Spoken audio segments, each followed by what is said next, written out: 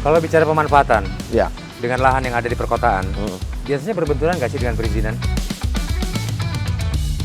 Sebenarnya perizinan saya rasa nggak juga yang berbenturan. Oke. Sepanjang pemanfaatan itu tidak melanggar ketentuan. Umpama untuk peningkatan ekonomi, bataran kali kita bangun warung-warung, nah itu nggak pas. Oke.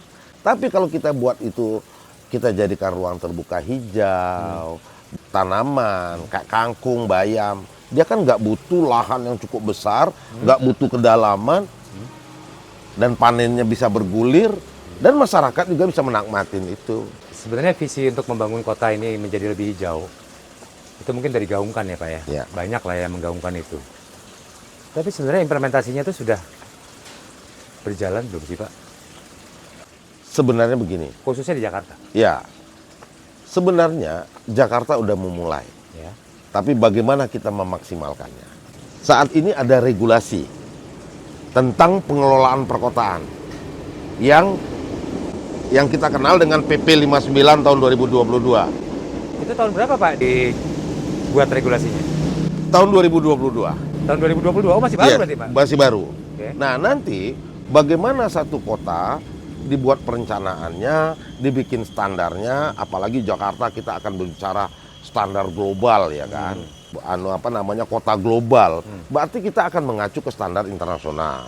Ya, tentunya kita sangat membutuhkan seluruh masyarakat di kota, baik dari pimpinan sampai level bawah, itu kan kita dalam satu visi.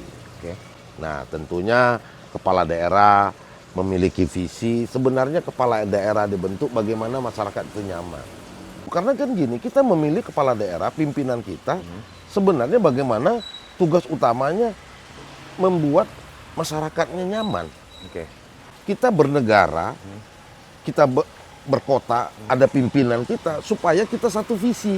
Dan ini visi kepala daerah ini akan diturunkan ke bawah, ke perangkatnya, termasuk juga masyarakat. Biasanya kan sebuah inovasi ya dari pemerintahan atau apapun, terobosan-terobosan apapun. Kadang-kadang kan kalau secara makro mungkin oke lah, mereka bagus. Tapi kan kadang-kadang tidak inline nih Pak dengan masyarakatnya. Inilah yang harus ditangkap oleh teman-teman kita, oleh masyarakat kita. Kepala daerahnya bisa berbuat, tapi kalau kepala daerah punya visi sebagus apapun, kalau di bawahnya nggak nampung juga nggak akan jalan. Di bawahnya hanya menuntut terus tetapi tidak mensupport pemerintah juga nggak jalan juga gitu. Nah ini supaya selaras gimana? Nah, supaya seralas, tentunya kita butuh teman-teman kita dari seluruh stakeholder di dalam satu kota itu ikut membangun bersama-sama. Oke. Mungkin dari pihak private sector, dia juga berbisnis di sini, tentunya dia bisa mensupport juga, dan begitu juga masyarakat kita juga mendapatkan pemanfaatan dari itu. Jadi paling tidak ada kolaborasi multisektor ya Pak? Sangat. Jadi kalau kita ingin membangun kota, kolaborasi multisektor, baik pemerintah, private sector, masyarakat, itu kita dalam satu kesatuan.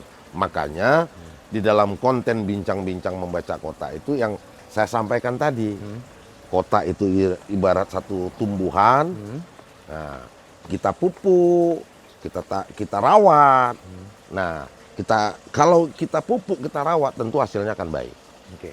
Tapi kalau seandainya ada yang nanam, yang pupuknya enggak, yang rawatnya juga enggak, ya mati juga gitu. Jadi jangan sampai juga kalau wah kota global harus digital teknologi, enggak kayak gitu juga. Masyarakatnya tapi nggak smart. Ya itu. Takutnya gitu ya Pak ya? Setuju. Smart city tapi sebenarnya lebih ke masyarakatnya yang smart Iya. ya Pak ya? Satu yang saya bisa tangkap, smart city itu bukan kotanya yang smart, tapi People. masyarakatnya. Jadi smart people. Saya sepakat sih dengan itu Pak. Bincang kita seru nih sebenarnya nih. Tapi kan pasti ada episode 1, 2, 3 nih Pak Siap. ya, tentang membaca kota ya. Iya. Terima kasih dan sampai jumpa lagi.